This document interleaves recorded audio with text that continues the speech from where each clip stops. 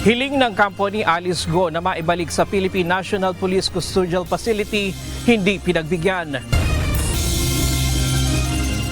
Pagbisita ni Vice President Sara Duterte kay Leni Robredo, maaaring bahagi ng kanyang political strategy ayon sa isang analyst. Vice President Sara Duterte ipinauubaya na sa Kamara ang plenary deliberations sa 2025 proposed budget ng kanyang tanggapan. Umano'y planong pagpapatalsik kay Senador Francis Escudero bilang Senate President, pinabulaanan ni Senador Jinggoy Estrada. Philippine Ports Authority muling tiniyak na walang port congestion sa mga pantalan ng bansa. Mas mahigpit na monitoring laban sa mga overstaying na agri-shipments, ipatutupad ng PPA.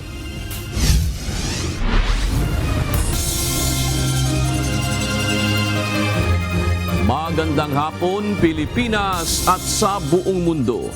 Tayo po ay sabayang napapakinggan sa Radio La Verdad 1350, ang UNTV Radio. Una sa ating mga balita.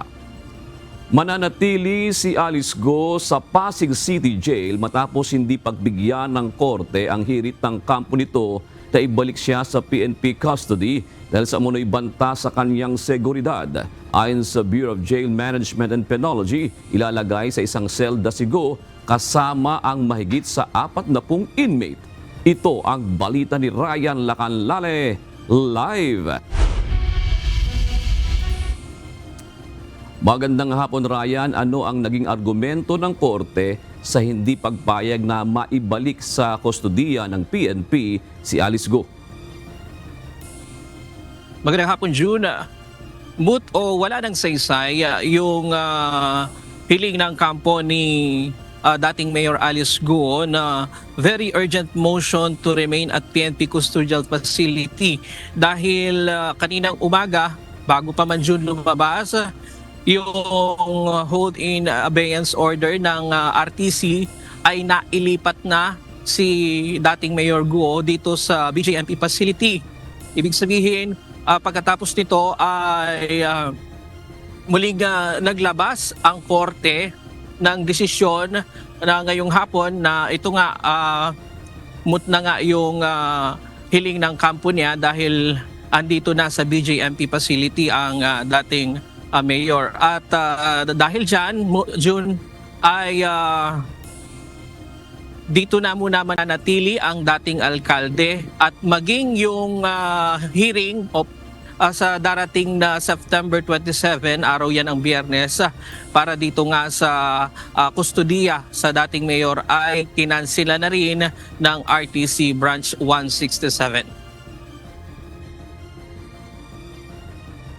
Nailipat na kaninang umaga si dismissed Tarlac Mayor Alice Go sa kustodiya ng Bureau of Jail Management and Penology sa Pasig City Jail Female Dormitory mula sa Philippine National Police Custodial Center sa Camp Crame. Alinsunod dito sa utos ng Pasig City Regional Trial Court Branch 167 na may hawak sa kasong human trafficking na isinampa laban sa dating alkalde. Bago umalis sa Camp Crame, dumaan muna si Go sa medical check-up bago dalhin sa Pasig City Jail. We would just like to report that at around 9:33 a.m. this morning, we officially turn over Alice Go to the custody of BJMP Pasig City. Pagdating sa BJMP facility, agad pinagsuot ng yellow t-shirt at jogging pants ang pinatalsik na alkalde na siyang uniforme sa kulungan. Dumaan din siya sa booking process, mugshot at kinuhanan ng fingerprint. Ang official time receive po kasi natin 9:33 a.m. Doon po ini-receive ang kanyang documentary requirements and medical requirements. Nag-mugshot na rin po siya and after po nun may interview pa po kasi para buuhin ang kanyang karpeta o case folder. Ayon sa BJMP, ilalagay sa isang selda si Go kasama ang mahigit 40 detainee. Gayunman, sa isolation room muna siya ipinasok matapos makitaan ng posibleng impeksyon sa kanyang left lungs o kaliwang bahagi ng baga batay sa resulta ng kanyang x-ray sa PNP. Negatibo naman ito sa iba pang test sa COVID-19 at iba pang karamdaman.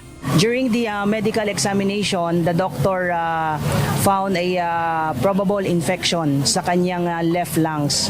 So, the BJMP, upon receiving the Alice Goo, will have now the disposition on how to treat this possible infection na meron po si Alice Goo. Ang BJMP agad namang nagsagawa ng pagsusuri sa dating alkalde para makumpirma ang sinasabing lung infection. Ngayon po, as a matter of protocol, kailangan siyang i-isolate. Pero minarapat po ng ating Chief BJMP, Jail Director Robelis Rivera, na i-determine na agad. Kasi para malaman kung saan siyang selda ihalo. Kasi siksikan po talaga dito at alangan namang may isa pa tayong selda. Kapag nagpositibo si Goo, mananatili muna siya sa isolation room kasama ang 3 iba pa na may sakit na tuberculosis. Tiniyak naman ng BJMP na hindi na nakakahawa ang sakit na TB ng 3 detainee dahil sumasailalim na ang mga ito sa gamutan. Yes, confirm po yun, yung medical results, and ang advice po ng aming health service ay i-isolate siya. May kasama po siyang 3 doon na may tuberculosis case, pero ito po ay almost 1 month na nagagamutan, and inassure naman ng ating doctor na hindi na ito nakakahawa, yung 3 na naka-isolate. Kung negatibo ang resulta ng test ni Goo, sinabi ng BJMP na agad siyang ililipat sa regular na selda kung saan makakasama niya ang 43 inmates. I think kasi recurring yung ubo niya at saka sipon. Siguro since dumating siya dito, dumating when she was apprehended, medyo recurring na yung ubo at sipon niya. So baka yun yung nag-trigger din lalo. Tapos yung environment na mainit, tapos biglang uulan, tapos biglang nasa aircon. So I think yun yung nag-cause din. Bumaba rin daw ang timbang ng kaniyang kliyente dahil sa stress. Mula sa 75 kilos, bumagsak ito sa 68 kilos. Stress, yun. Parang hindi niya kasi alam kung ano mangyayari. So sabi nga namin, day by day, iba-iba yung mangyayari. Biglang nandun, tapos hindi na ililipat, tapos nalipat, tapos ito baka ibalik. So ayun, and mostly magkakaroon pa rin ng mga hearings talaga, attend pa rin siya doon. Sa ngayon, nasa 136 ang kabuuang bilang ng mga nakakulong sa Pasig City Jail Female Dormitory, higit itong mas marami kumpara sa 36 lamang na capacity ng pasilidad. June, ngayong hapon, lumabas na rin yung sputum test result. Ibig sabihin, nagnegatibo itong si dating Mayor Alice Goo sa TB at anumang nakakahawang sakit. Ibig sabihin ay dadalhin na ito doon sa regular cell kung saan makakasama niya yung 43 detainee. Nakita rin kanina sa atin June sa pamamagitan ng picture ng BJMP, kita doon na talagang dikit-dikit sila doon sa kanyang tulugan. Meron siya makakasama na 5 na magkakadikit silang matutulog doon. Pero hindi naman ibig daw sabihin nito ay matutulog sa sahig o may posibilidad na matulog sa sahig. Sigo. Saan mo na ang latest mula dito sa Pasig? Balik sa iyo, June.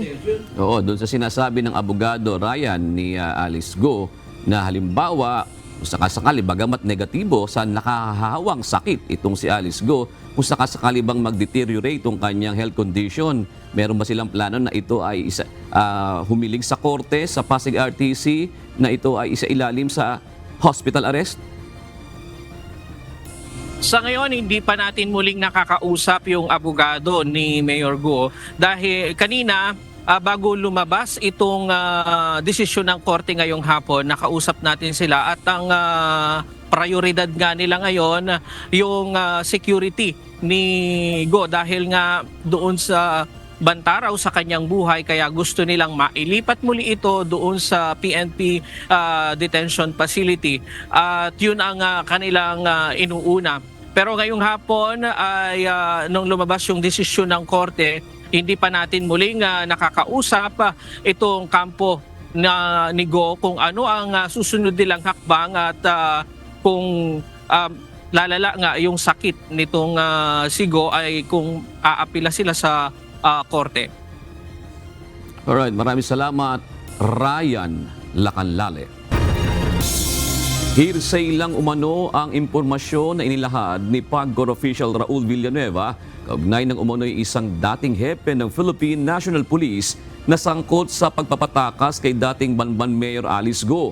Ayon kay Criminal Investigation and Detection Group Director, Police Major General Leo Francisco, nakausap niya si Villanueva at inamin nitong wala siyang hawak na matibay na ebidensya upang suportahan ang kanyang naging pahayag. Una nang inihayag ni Villanueva sa pagdinig sa Senado na isang former PNP chief ang kasabwat ni Go para makalabas ng bansa noong Hulyo. Sinabi rin ni Villanueva na may former PNP chief na tumatanggap ng payola mula sa Illegal Philippine Offshore Gaming Operators o POGO. Ayon sa CIDG chief, hindi naman nabanggit ni Villanueva kung may plano itong humingi ng public apology sa PNP organization at sa mga nagdaang chief PNP kaugnay ng issue. Tinanong ko sa kanya kung bibigyan niya ng impormasyon ng CIDG with regard sa kanyang sinabi sa Senate hearing. Paliwanag niya ay purely chismis yung sinabi niya na yun at wala siyang basihan. Kaya sabi niya sa akin kung magkikita kami bukas sa Senate ay magpapa-interview siya na yung kanyang sinabi nung nakaraan na Senate hearing ay purely rumors lang. Sa ngayon, wala ng plano ang CIDG na imbestigahan ang former PNP chief kaugnay ng issue. Wala pa ring desisyon ng PNP kung magsasampa ng kaso laban kay Villanueva kaugnay ng inilahad nitong hindi beripikadong impormasyon. No-show si Vice President Sara Duterte sa plenary deliberations sa panukalang budget ng Office of the Vice President ngayong araw. Nauna nang sinabi ni VP Sara na ipauubayan na niya sa mga mambabatas ang panukalang pondo ng kanyang tanggapan para sa susunod na taon. Ito ang balita ni Rosalie Coz. House Bill number 10800, Anak appropriating funds for the operation of the government of the Republic of the Philippines from January 1 to December 31, 2025. There's a motion that we continue consideration of the said House bill. Is there any objection? There being none, motion is approved. September 23 ang ika-6 na araw ng deliberasyon ng plenaryo ng Kamara para sa Fiscal Year 2025 General Appropriations Bill o GAP. Kabilang sa nakaschedule na talakayin ang panukalang pondo ng tanggapan ni Vice President Sara Duterte. Gayunman sa sulat ng pangalawang Pangulo kay Representative Sia Alonto Adyong, ang sponsor ng proposed budget ng Office of the Vice President o OVP, iginiit ng tanggapan ng Vice Presidente na ipinauubaya na nito ang plenary deliberation ng panukalang pondo nito sa House of Representatives. Ito ang ikalawang pagkakataon na no-show si Vice President Duterte sa pagdinig ng kanyang panukalang pondo para sa susunod na taon. Una noong September 10 budget hearing ng House Committee on Appropriations. Ang hindi pagsipot sa House panel hearing ang naging dahilan kung kaya't inaprubahan ng komite ang rekomendasyong tapyasan ng higit kalahati ang panukalang budget ng OVP at i-realign sa mga programa ng Department of Social Welfare and Development at Department of Health. Ang rekomendasyong ito dadaan sa plenary deliberations. As of 4:30 p.m., hindi pa rin sumasalang sa plenaryo ng Kamara ang OVP budget proposal. Nagtatanong pa rin kami, nasaan po ang ating Vice President? Kasi kanina naka-schedule po kami sa 10 o'clock at walang magandang explanation. Hanggang ngayon po ay hinihintay po namin sa araw na ito. Sana po ay magkaroon tayo ng pagkakataon talakayin ang kanyang budget. May ilang kawani naman ang OVP ang dumalo sa plenary deliberations ngayong araw. Sa September 25 ang nakataktang pagpapasa ng Kamara sa 2025 General Appropriations Bill sa ikatlo at huling pagbasa.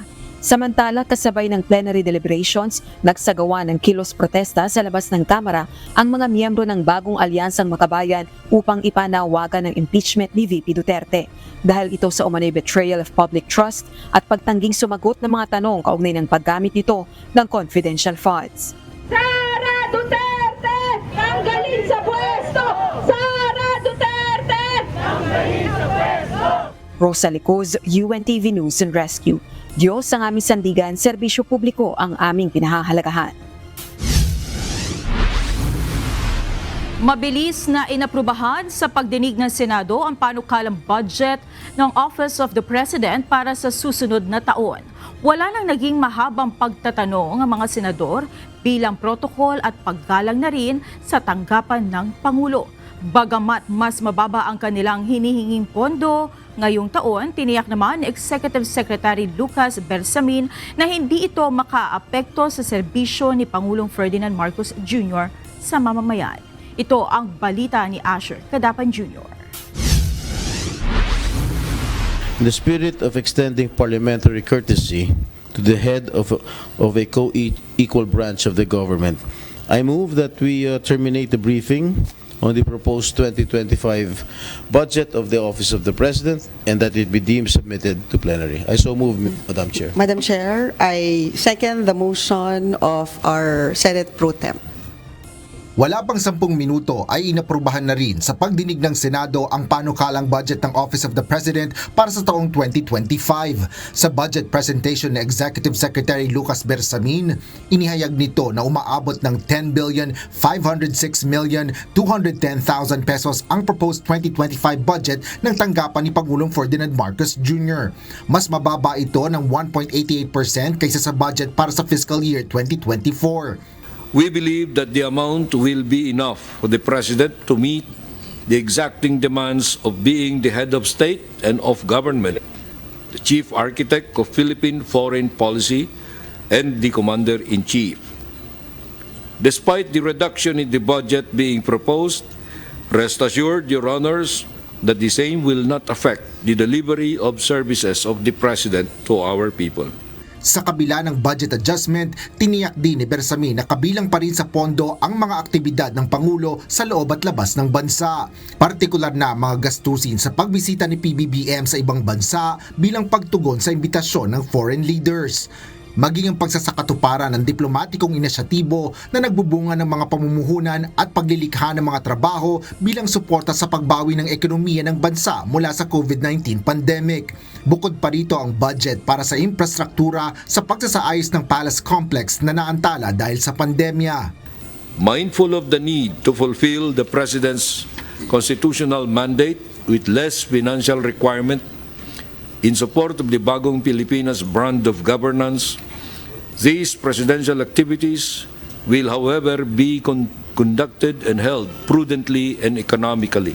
Bago tuluyang natapos ang naturang budget hearing ay kinilala at nagpahayag ng pasasalamat si Committee Chairperson Senator Grace Poe sa ilang hakbang ng opisina ng Pangulo, partikular na ang ilang ahensya sa ilalim nito. There's certain agencies under them like the PAOCC that has actually helped in the anti-crime initiatives, particularly with the POGO issue, and also now that the creation of the President has created the new Presidential Office for Child Protection, and I think it's high time for that, and many of us are very grateful to protect our children, the most vulnerable in society. Pagkatapos ng pahayag ni Senador Poe ay agad rin niyang kinatigan ang pagtataas sa plenaryo ng panukalang budget ng opisina ng Pangulo para sa susunod na taon. Asher Cadapan Jr., UNTV News and Rescue.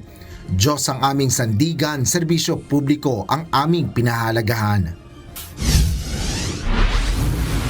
Marami ang nagulat sa balitang nakipagkita si Vice President Sara Duterte kay dating Vice Presidente Leni Robredo sa Naga noong Biyernes. Paniwala ng ilang political analyst, maaaring bahagi na ng strategy ng pangalawang Pangulo ang hakbang na ito.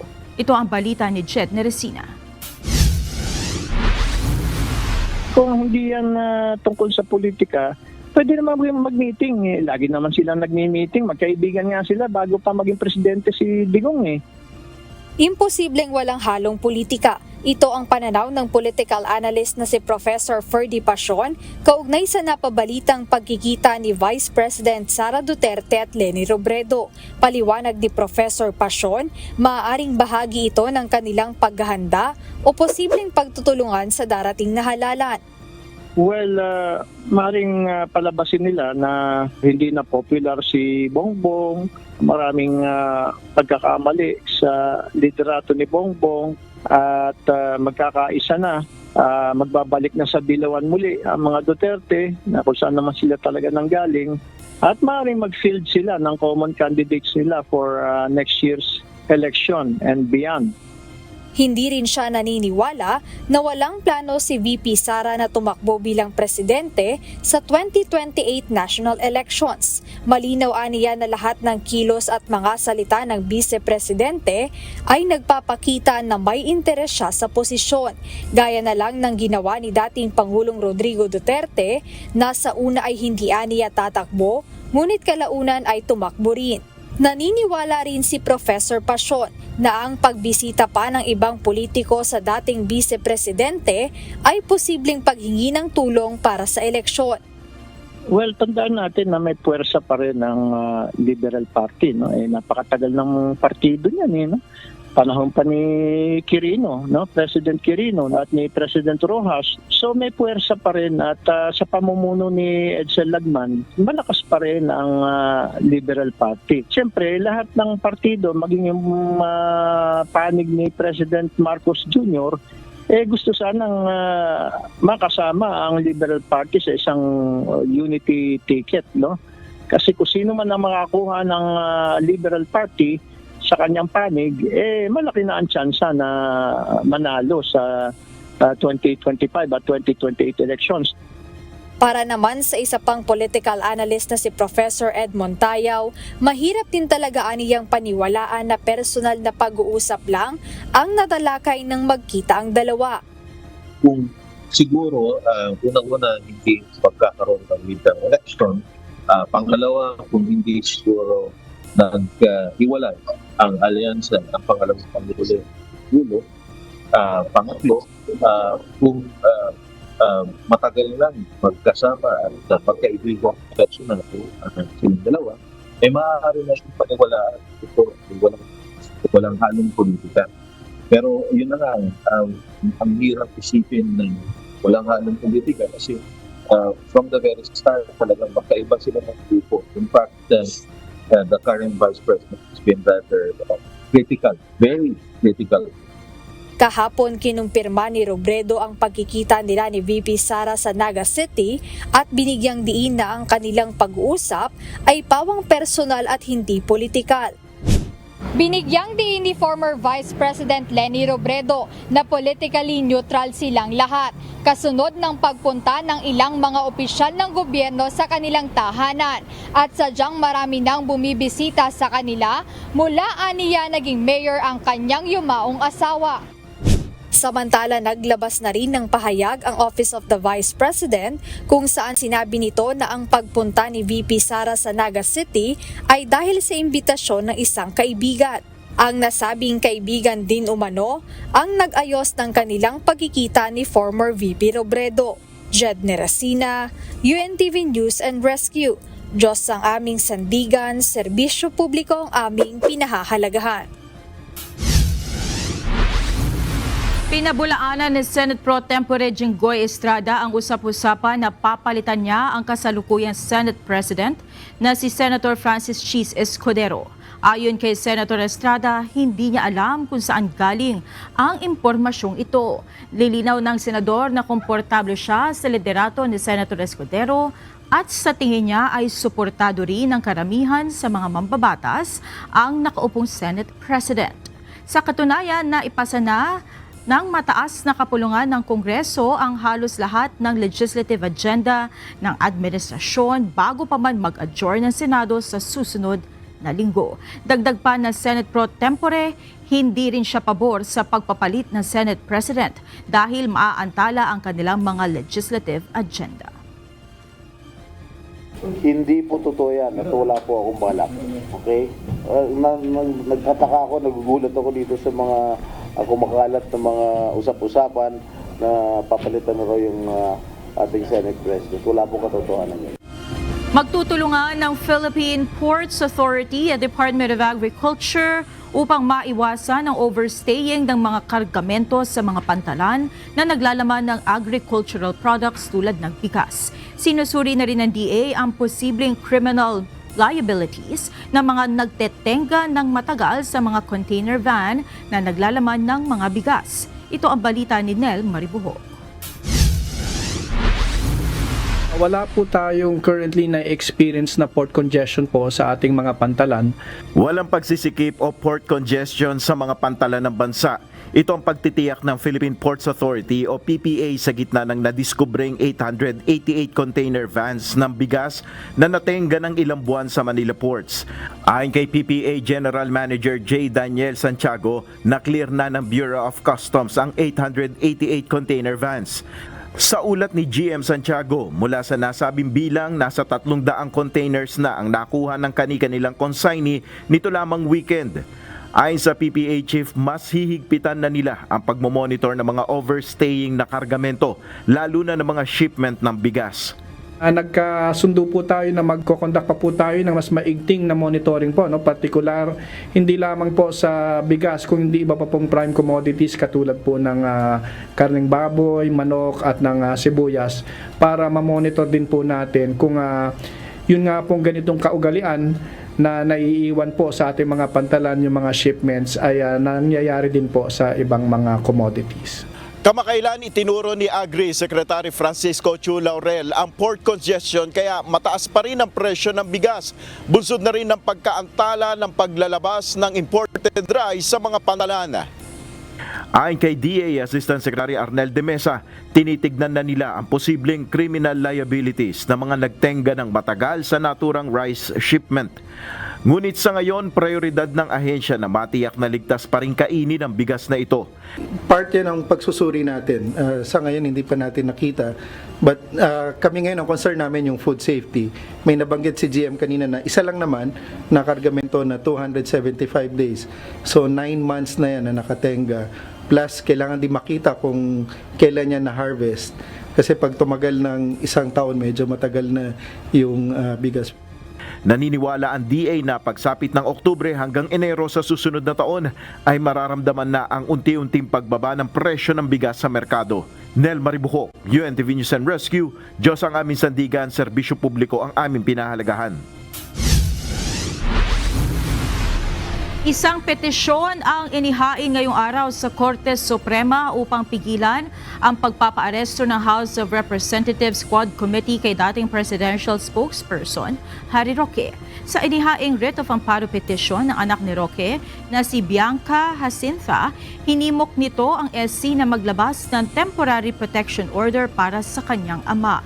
Ang writ of amparo ay isang legal remedy na maaaring i-avail ng isang tao kung may panganib o banta sa buhay, kalayaan o seguridad nito dahil sa paglabag sa batas ng isang opisyal ng gobyerno o pribadong individual.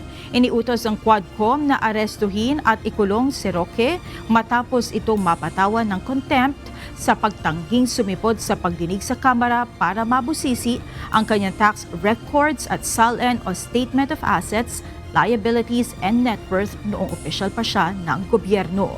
May kinalaman ito sa investigasyon sa sinasabing kaugnayan ni Roque sa Pogo operations. Narito naman ang mga balita sa iba't ibang panig ng mundo na ihahatid ng ating global correspondent na si Mariel Latoza mula sa Perth, Australia.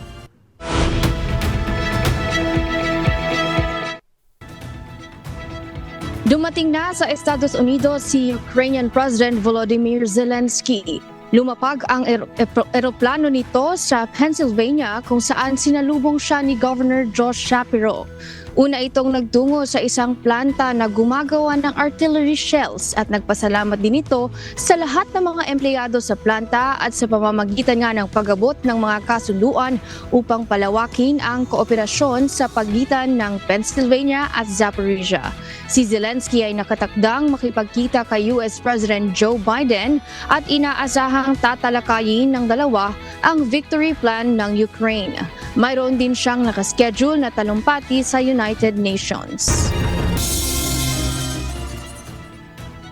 Wala nang balak pa si dating US President Donald Trump na muling sumubok maging Pangulo kung hindi na papalarin sa darating na November elections. Tumanggi na rin ito sa hamong pakikipagdebate muli kay Vice President Kamala Harris. Ito ang balita ni Klein Sinka. Hindi na magtatangka pa si dating US President Donald Trump na muling tumakbo sa 2028 elections kung matatalo siya ngayong darating na eleksyon. Sa isang panayam, sinabi ni Trump na hindi niya nakikita ang sarili sa politika kung hindi napapalarin sa Nobyembre. Sa kasalukuyan, mainit pa rin ang laban nila Democratic Presidential nominee na si Vice President Kamala Harris, lalo na sa mga swing states at na madalas na nagtatakda na kinalalabasan ng halalan. Tumaas naman ang suporta sa Democratic Party bunsod ng pag-atras ni US President Joe Biden bilang kandidato nitong Hulyo matapos ang kontrobersyal na debate nito laban kay Trump. Samantala, tumanggi na si Trump na makipagdebate pa muli kay Harris. Aniya, masyado ng huli kung maghaharap pa uli sila ng kanyang katunggali sa eleksyon. Don't do it, it's great entertainment. I've already done two. The problem with another debate is that it's just too late. Voting has already started. She's had her chance to do it with Fox. You know, Fox invited us on, and I waited and they turned it down, but now she wants to do a debate. Klein Sinka, UNTV News and Rescue USA. Diyos sa aming sandigan, serbisyo publiko ang aming pinahalagahan. At yan ang mga balita mula sa iba't ibang panig ng mundo. Mula rito sa Australia, ako si Mariel Latoza. Magandang gabi. Ilang araw bago simula ng paghahain ng Certificates of Candidacy para sa 2025 elections, nagpaalala ang Commission on Elections na limitado lamang ang bilang ng mga pwedeng sumama sa kakandidato sa filing ng kanilang COC. Ipinasilip naman ng COMELEC ang lugar na paglalagyan ng kanilang servers para sa gagamiting automated election system sa darating na halalan. Ito ang balita ni Dante Amento, live. Magandang gabi, Dante. Bakit nilimitahan ng COMELEC ang mga pwedeng sumama sa kakandidato sa filing ng COC? Magandang gabi, June.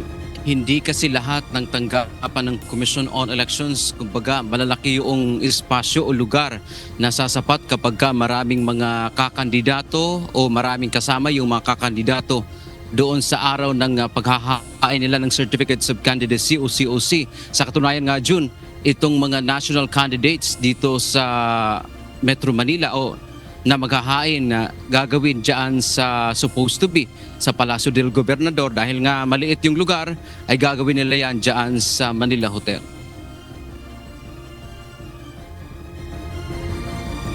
Hindi pwede na marami ang sasama o kasama ng isang kakandidato. Ito man ay sa lokal o nasyonal na posisyon. Sa Section 5 ng COMELEC Resolution number 11045, itinakda ng Commission on Elections o COMELEC ang limitasyon sa bilang ng pwedeng sumama. Kapag ang tatakbo ay bilang senador, maaari siyang magsama ng 4 na katao. Ang ibang mga kakandidato tulad sa party list at mga local candidates ay 3 lamang ang kasama, pati na ang mga tatakbo sa unang Bangsamoro parliamentary elections. June, paliwanag ng komisyon, may mga tanggapan silang maliliit lang kaya. Sana naman po yung pagpasok sa mga opisina ng COMELEC o sa venue kung saan gagawin, huwag naman po sana sobrang dami. Katulad ng aming sinasabi, 3 lang ang pwede isama ng isang filer.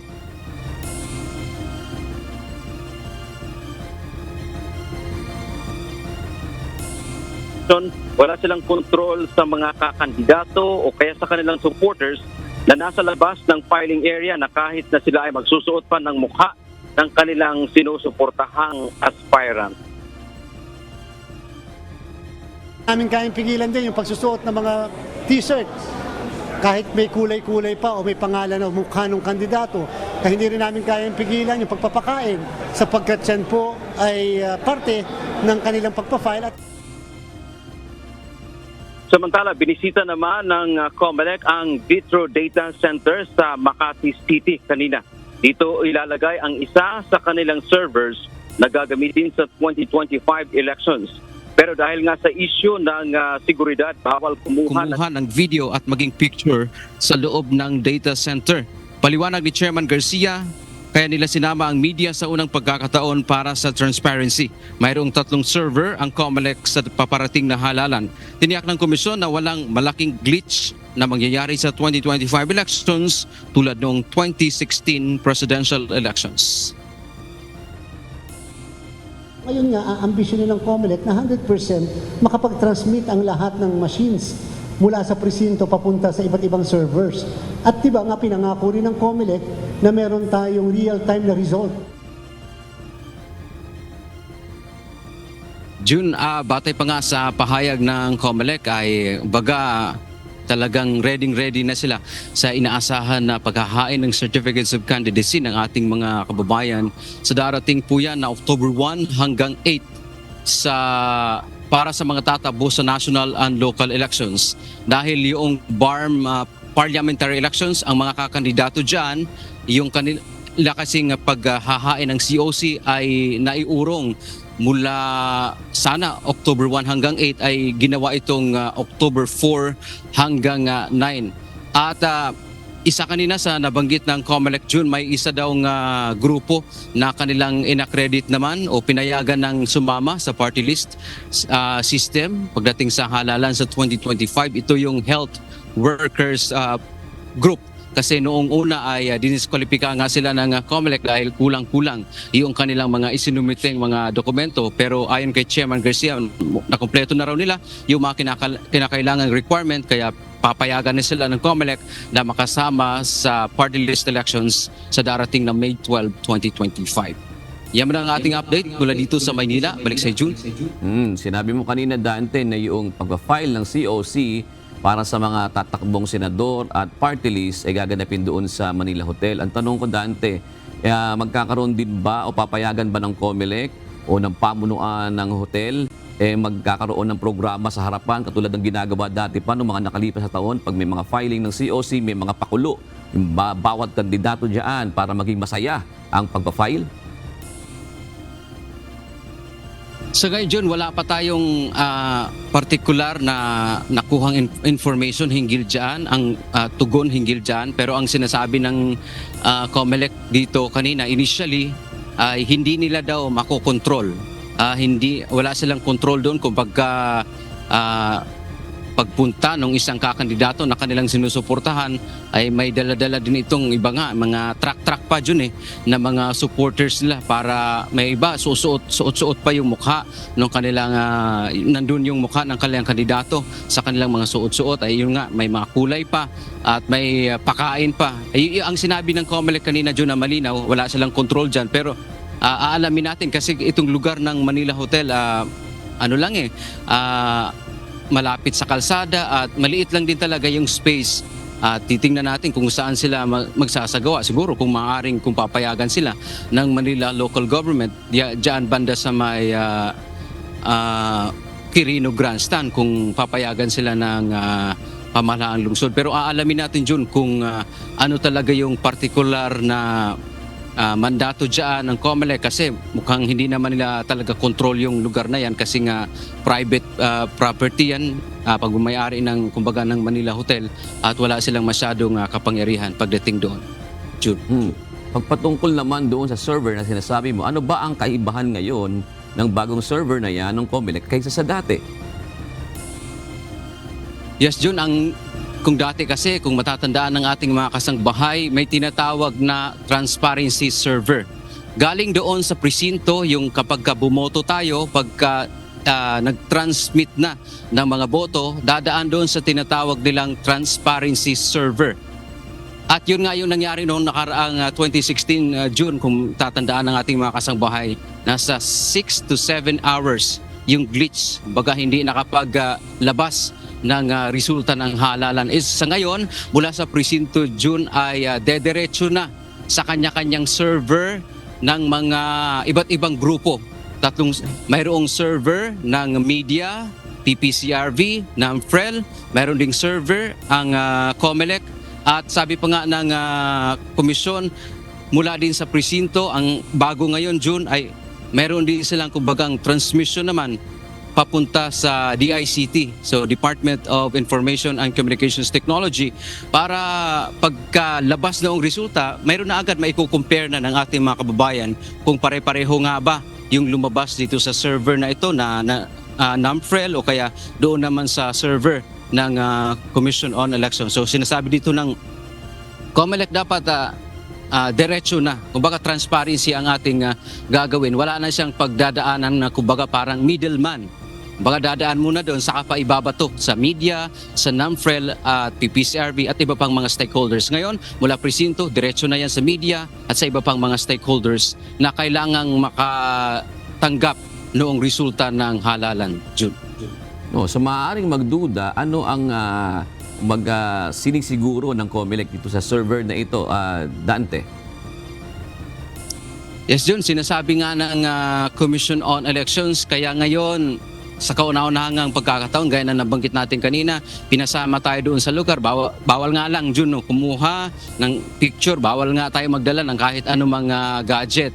Ang sinasabi ng COMELEC dyan ay transparent sila, kung ano man yung magiging protesta sa kanila ay kung ano man ang magiging issue ay agad-agad nilang ilalabas. Ang binanggit kanina ni Chairman, kung halimbawa nagkakaroon talaga ng glitch sa isang server, kumbaga, agad naming sasabihin sa inyo na ito, nagkaroon tayo ng problema. Hindi yung parang ililihim namin sa inyo na kung kailan malaki na ang problema, saka na lang yung malalaman. Yun ang binanggit dyan ng COMELEC, full transparency sa darating na 2025 national and local elections, June.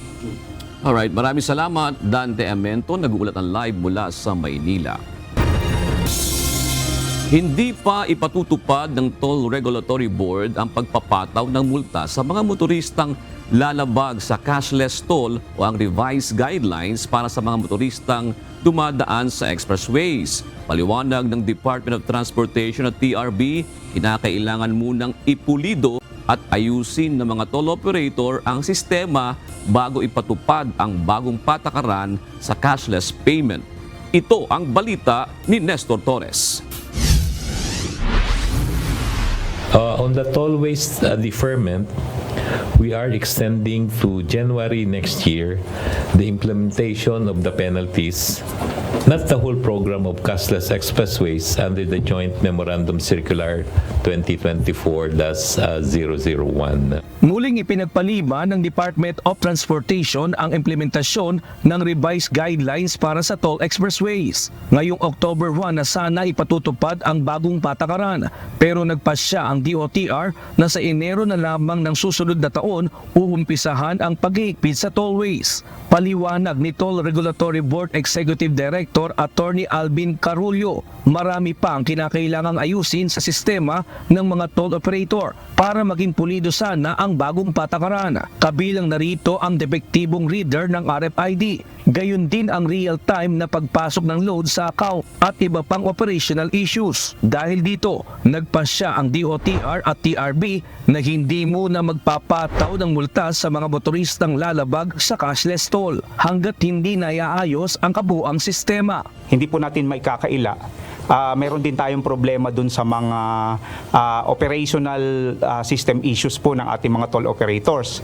Hindi po natin mapapagkailayan. Ngayon, doon naman po, ang statistika namin dyan is almost 6.76% po out of 7.8% na mga manual transaction. O ito yung mga namumroblema tayo, hindi nagiging successful yung ETC na okay na po yung sistema. Ipupuli implement na po natin ang Joint Memorandum Circular. Ngayon po, kaya namin napagkasunduan po na i-suspend muna or i-defer yung implementation, lalo na po yung mga penalties, nakikita po natin may problema din talaga yung sistema. So, bibigyan natin ng pagkakataon yung toll operators na ayusin yung sistema nila. Sa ilalim ng Joint Memorandum Circular 2024-001, ang mga motoristang dadaan ng tollways nang walang RFID o electronic toll collection device, kabilang na yung mga halos buradong card, ay papatawan ng multa. 1,000 piso para sa first offense, 2,000 piso kung second offense, at 5,000 piso naman para sa mga susunod pang paglabag. Kasama rin sa papatawan ng multa ang mga may insufficient o kulang ang load ng RFID. 500 pesos para sa first offense, 1,000 pesos kung second offense, at 2,500 pesos naman sa kada susunod pang mga paglabag. May multa ring ipapataw para naman sa mga motoristang mahuhuling gumagamit ng peking RFID device na may parusang 1,000 hanggang 5,000 pesos. Kasama rin sa iniaayos ang record ng mga motoristang may paglabag na gagamiting ring batayan sakaling may kailangan pang baguhin sa bagong guidelines. We are collating inputs from recent consultation meetings with various tollway stakeholders, including information and profile of violators. This information will be used to make any amendments to the Joint Memorandum Circular. Bukod sa revised guidelines sa Toll Expressway, kasama rin sa plano ng DOTR at TRB ang full implementation ng interoperability kung saan magiging isa na lamang ang gagamiting RFID system na posibleng simulan sa susunod na taon. Nestor Torres, UNTV News and Rescue. Diyos ang aming sandigan, serbisyo publiko ang aming pinahahalagahan. Hawak na ng National Bureau of Investigation ang 7 kapwa-akusado ni Alice Go. 5 sa mga ito ay sumuko sa NBI Central Luzon kasama ang presidente ng isang pogo na Zone 1 Technology Center, habang 2 naman ang sumuko sa Task Force Banban. Sila ay pawang naharap sa kasong qualified human trafficking na isinampa sa Pasig City Regional Trial Court. Itinuturing na world's largest supplier of seafarers ang Pilipinas, kaya marapat lang nabigyan sila ng proteksyon ng bansa. Kanina, nilagdaan na ni Pangulong Ferdinand Marcos Jr. upang maging ganap na batas ang Magna Carta of Filipino Seafarers. Sa pamamagitan nito, mas mapapangalagaan ang kapakanan at seguridad ng mga tripulanteng Pinoy. Ito ang balita ni Nel Maribuhok. At its core, this new law aims to uphold the fundamental rights of our overseas seafarers, their rights to fair wages, safe working conditions, and skills and competency development, amongst others.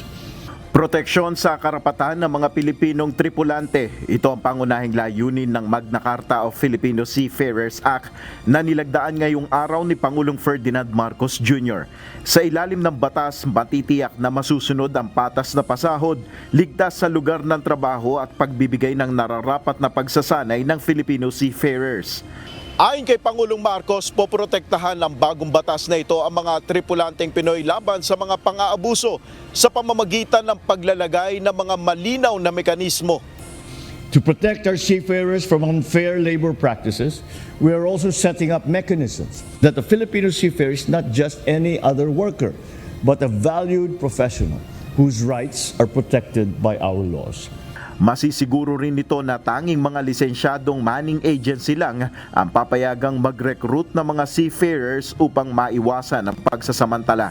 Required na rin ang employment contract sa pagitan ng ship owner at ng overseas seafarer kung saan nakasulat ang mga impormasyon tulad ng itatagal ng kontrata, ilang oras ang dapat na itagal sa trabaho, oras ng pahinga, kompensasyon at benepisyo.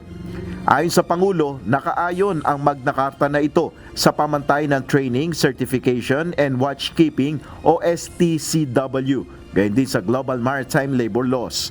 Ayon kay Transportation Secretary Jaime Bautista, matagal na rin nilang inaabangan ang pagpapasa ng batas na ito na malaking tulong sa mga Pinoy seafarers. Kasi maganda tong law na to, dinidefine natin yung mga benefits na makukuha nila, at saka yung mga training na dapat ibigay sa kanila, no? So ito ay talagang para sa kabutihan ng ating mga seafarers. Ang paglagda sa Magna Carta of Seafarers ay napapanahon sa gitna ng hijacking incidents sa Red Sea kung saan may mga Pilipinong tripulante ang mga barkong sinalakay ng Houthi rebels. Nel Maribuhok, UNTV News and Rescue. Diyos ang aming sandigan, serbisyo publiko ang aming pinahalagahan. Muling nanindigan ang Department of Transportation na hindi sila magpapatinag sa mga batikos ng piston at manibela at ikiniit na tuloy ang implementasyon ng Public Transport Modernization Program.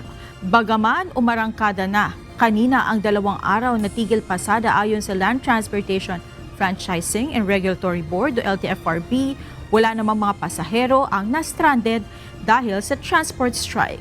Ito ang balita ni Nestor Torres.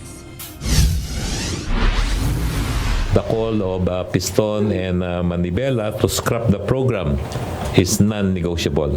These two groups cannot be allowed to derail the program. We are working on how to heed the instruction of Senate President Chis Escudero so that no one gets left behind.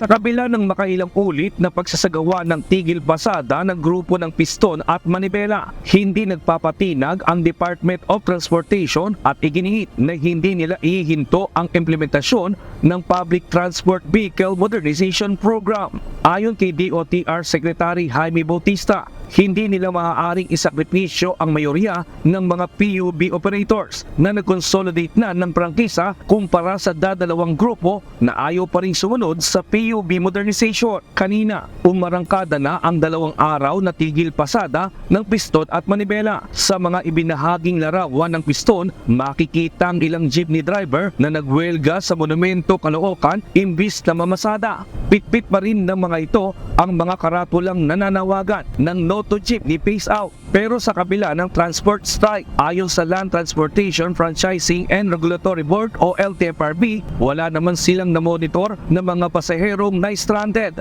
Ayon kay LTFRB Chairman Chopilo Guadis, malaking bagay ang pagtutulungan ng mga Interagency Council na laging nakantabay para magbigay ng libreng sakay kapag may ganitong transport strike. Ikinagagalak ko pong sabihin sa inyo na sa ngayon po wala pong na-stranded na pasahero in all the spots na minomonitor po namin. Unang-una po, kukunti lang po yung mga sumama doon sa transport strike. Pangalawa, meron po kami nakahandang libreng sakay.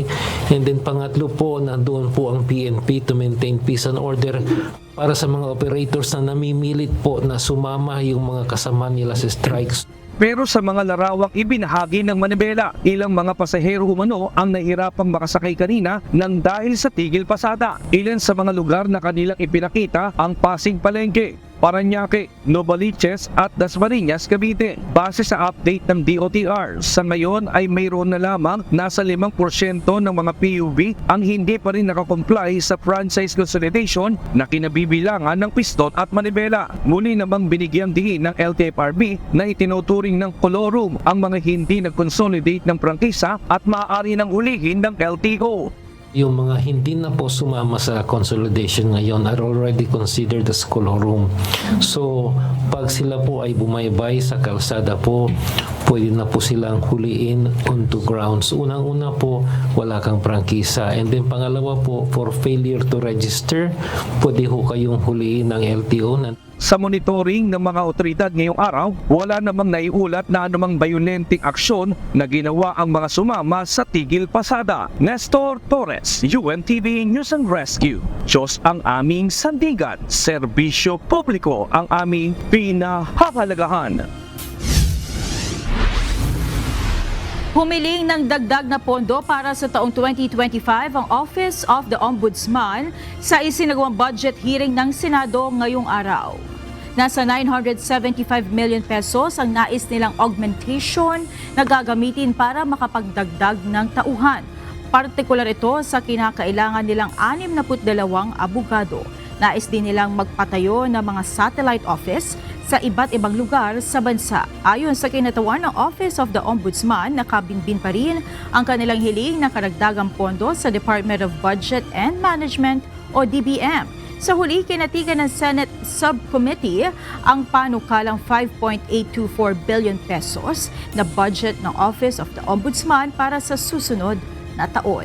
Isinumite ito sa plenaryo para sa pinal na pag-aproba ng mataas na kapulungan ng Kongreso.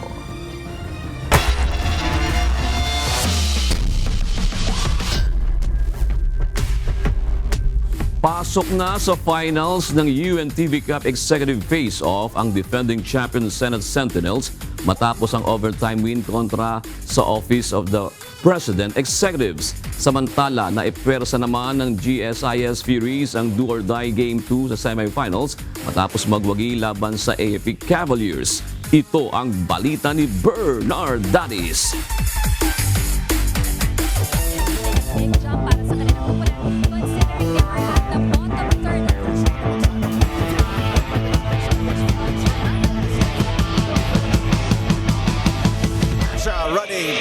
Laying it in.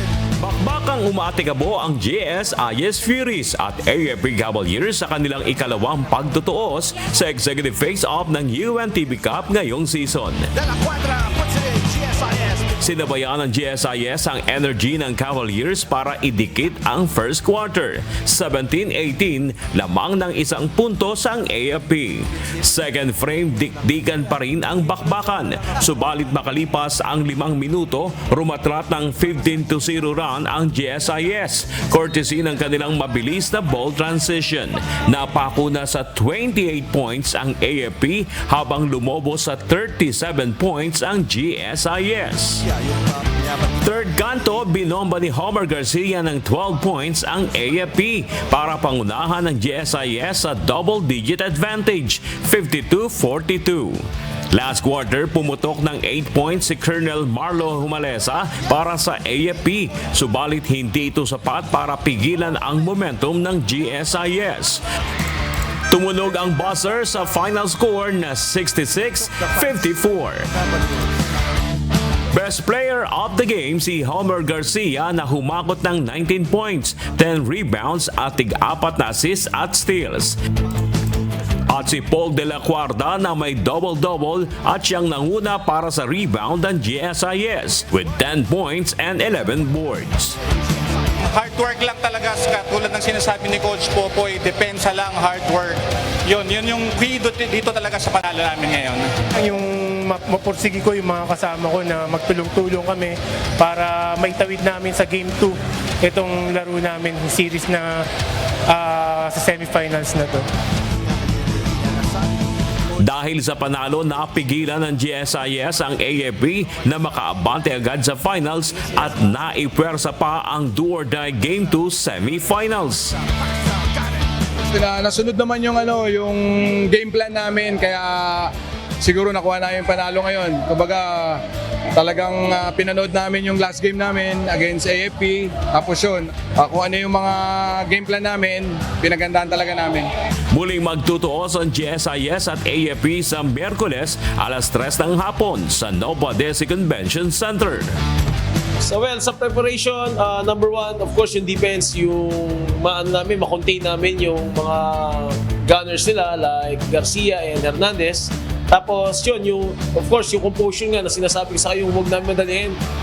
Kailangan yung namin, yung sistema namin, doon kami mag-stick sa system namin. Kasi minsan, yun na pag wala kami sistema, nagmamadali. So yun, nagkakarate-rate, nagkakagulo.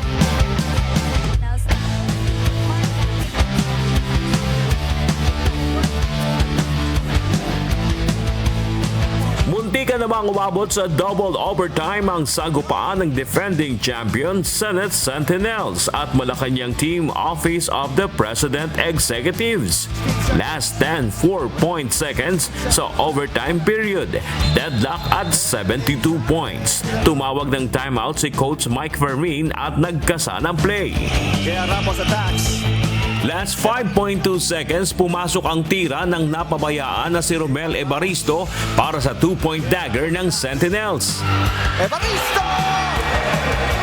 Big shot! Tinangkapan ng OP executive sa 3, subalit Ocampo for the win! No! And that will do it! Dahil sa panalo, aabante na sa finals ang Senate Sentinels at tatangkaing maidepensa ang kampyonato at makuha ang back-to-back championship. After those fight that will swing, not only mag-double overtime pa halfway. Best player of the game sina Ray Malaga na humakot ng 13 points, 14 rebounds at 4 na assist. At si Romel Evaristo na kumolekta ng 15 points, 11 boards, 3 dimes at tig 2 steals at blocks. Kahit naman sa sa elimination, pinahirapan nila kami. Congratulations sa kanila kasi sobrang galing din nila. High level basketball team. Focus kami sa depensa. Yung paghahandaan talaga namin.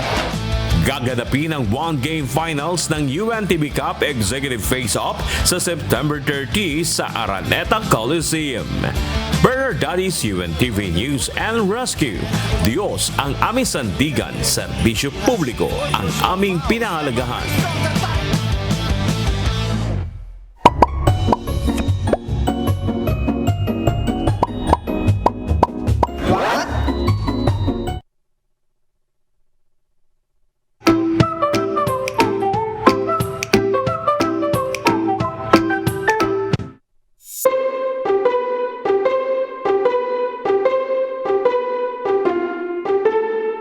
Dadag kaalaman po, magbantay po ang lahat dahil simula ngayong gabi at sa mga susunod pang mga araw, meron tayong masasaksihang kakaiba sa langit. At hindi lang po ngayon yan, kundi sa mga susunod pang mga buwan. Ang tawag po dyan ay autumnal equinox, kung saan pantay po ang araw at ang gabi. Pero hindi magtatagal, magbabago po yan.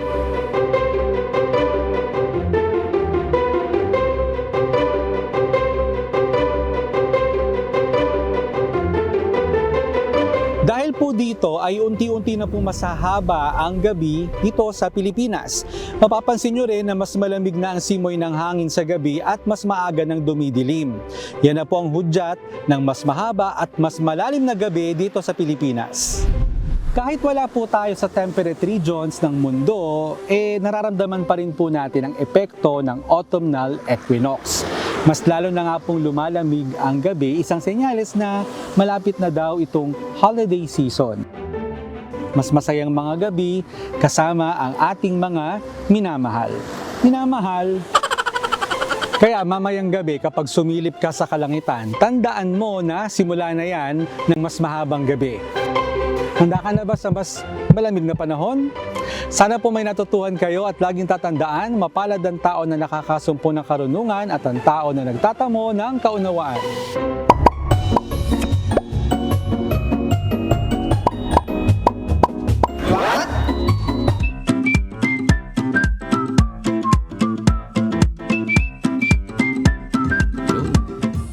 Sa dami ng mga bad news, may good news kahit pa paano, di ba?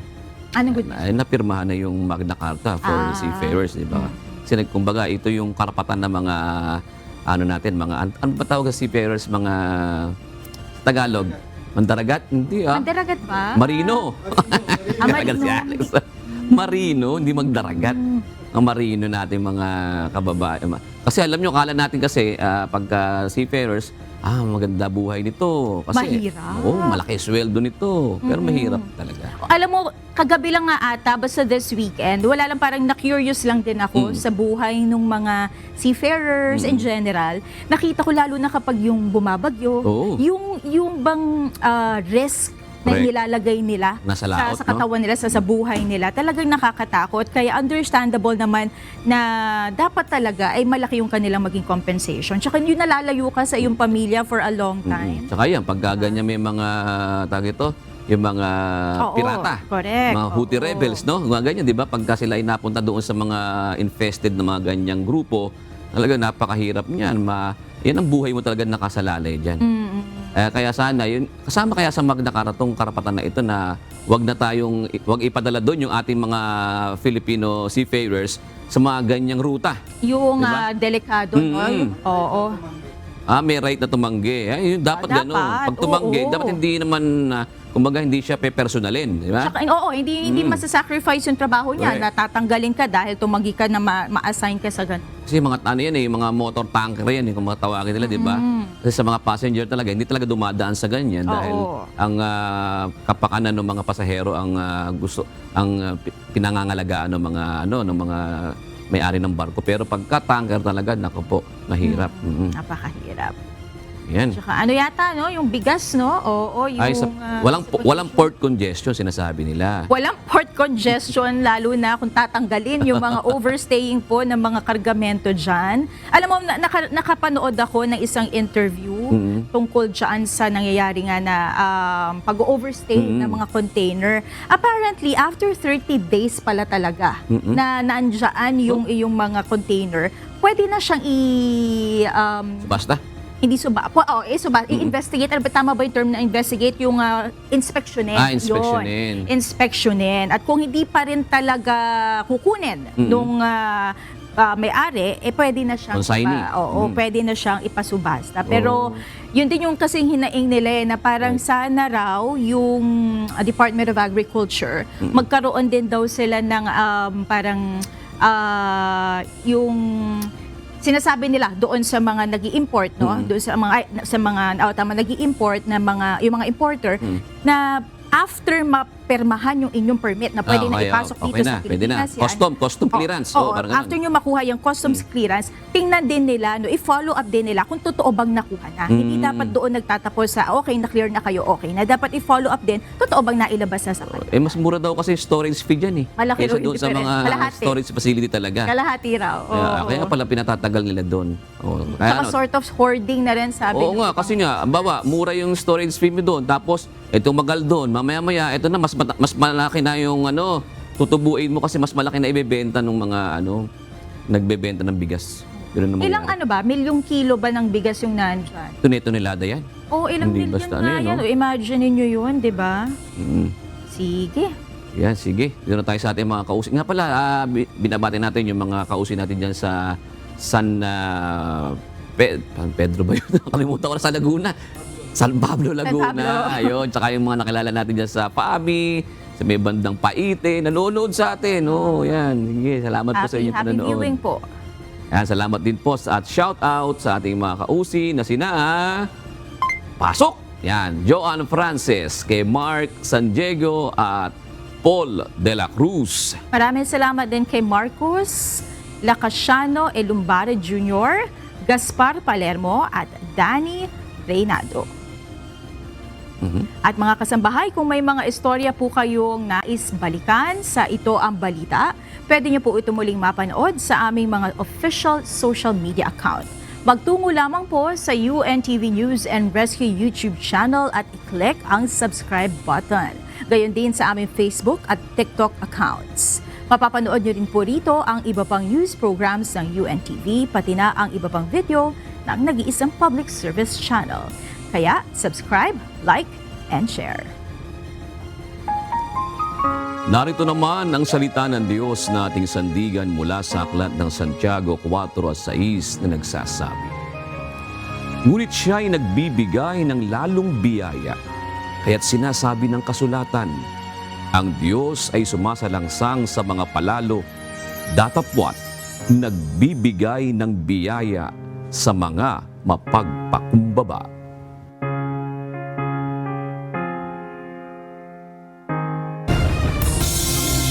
At yan ang naging kabuuan ng ating balitaan ngayong gabi. Aming inilahad ng buong katapatan kung paano namin nasaksihan. Ayo po'y makapagtitiwala ng aming nakita at narinig, ang aming ibinabalita. At dito po sa UNTV, Diyos ang aming sandigan, serbisyo publiko ang aming pinahahalagahan. Magandang gabi po.